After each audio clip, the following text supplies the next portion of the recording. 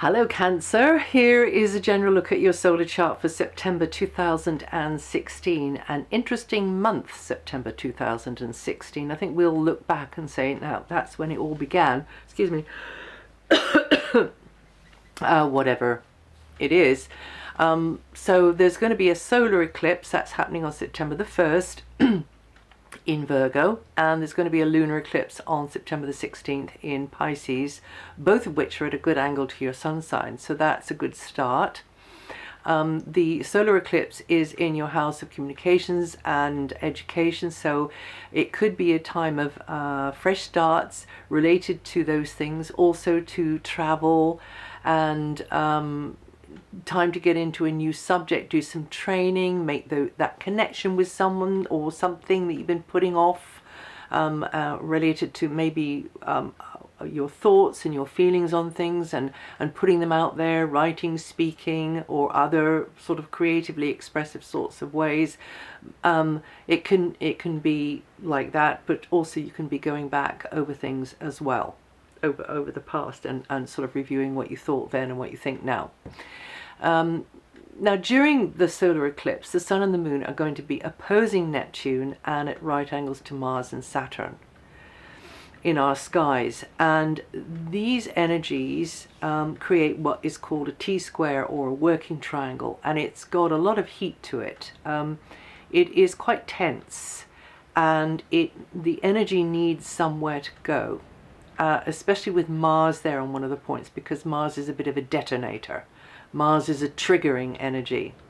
So it's good that you have Neptune and the position of the eclipse as well in a good place. And also at the time of the eclipse we have Mercury and Jupiter, which is also in a good angle for you Cancerians.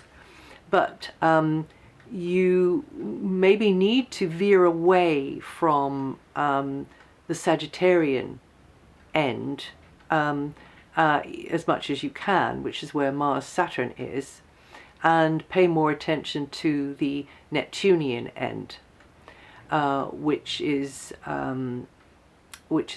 where your Pisces is, and that is on the level of getting maybe, again, it's to do with communications and education. You can take a more disciplined approach to matters of education, maybe beating the drum on something, or putting your own feelings or your thoughts out there in a bigger sort of way. Excuse me. Sourcing knowledge from across a wider field, that's to say culturally, or with language, or with philosophy and ideologies, but also again putting it out there in a broader kind of a way could be one of the options anyway. But it's definitely time to reach into a broader territory, so maybe that's through travel, maybe that's through connecting with different cultures, that can be mentally through education as well, academia, but just reaching beyond the current boundaries really of your mental landscape. And also, it is a time for taking the wisdom that you have accrued over the years, and even if you aren't in the mood, sharing that with others. So this is a time, on the one hand, to have the humility to sit at the feet of somebody you consider to be a teacher, but also having the humility to lay things out in a simple way, which to you might be very simplistic, but just for the sake of others, because it helps them. There might also be some sacrifice connected in with this one, to do with somebody at a distance to you. Again, this is an area here for you to seek resolution. And this is also quite a mystical area and a spiritual area, and an area of understanding the realms beyond mind. So it's to do more meditation, that kind of thing. So that is taking you away from where the sharp end is, which is where Mars and Saturn are, and or will be at the time of the eclipse. Mars will be in a sector which emphasizes the work and the health side of things, and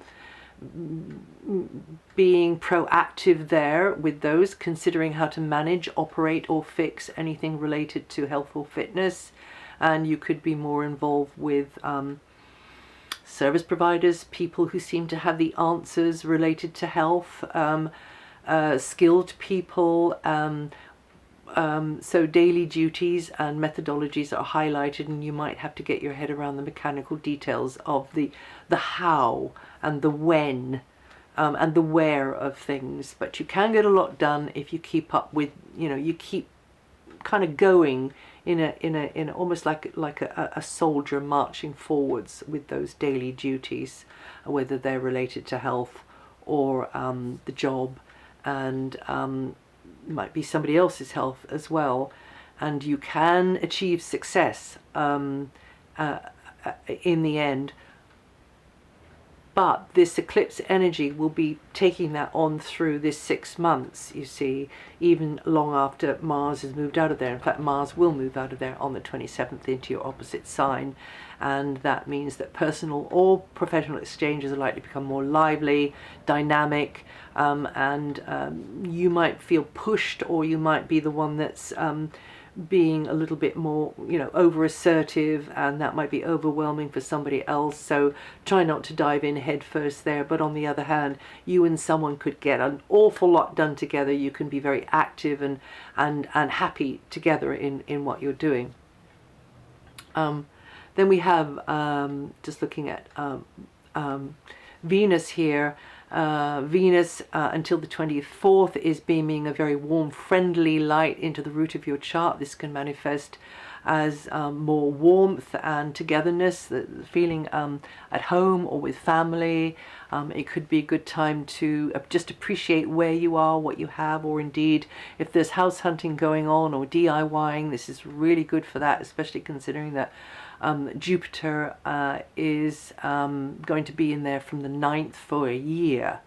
So your life could expand because of property, place on the map, or indeed your actual living conditions could expand, either because there's sort of add-ons or because there are more there's more people taking up the space, or more beings, shall we say, taking up the space, or you have got access to a space or spaces that you prefer. With Jupiter here, it could be a fortunate time at the same time as Venus for property hunting, or for making improvements on what you have already, and that's going to be up until the 24th. And then from the 24th, Venus moves into a very playful area to do with young people, children, animals, romance, and general leisure, fun type activities. And maybe you could be doing things which you feel unself-conscious about and really enjoy. And this is also a very, very creative area here. So you could be feeling more creatively expressive, or indeed you could be taking a bit of a gamble on something, a bit of chance on something, because you the energy here the energy of Venus here means that you and another could be feeling like jumping into something, just trying it out for the heck of it, really.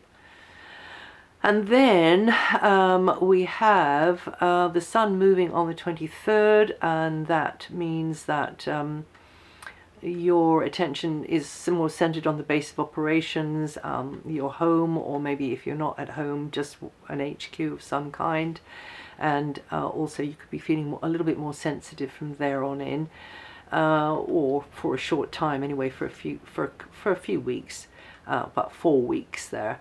And Jupiter moving on the 9th, coming out of the area of you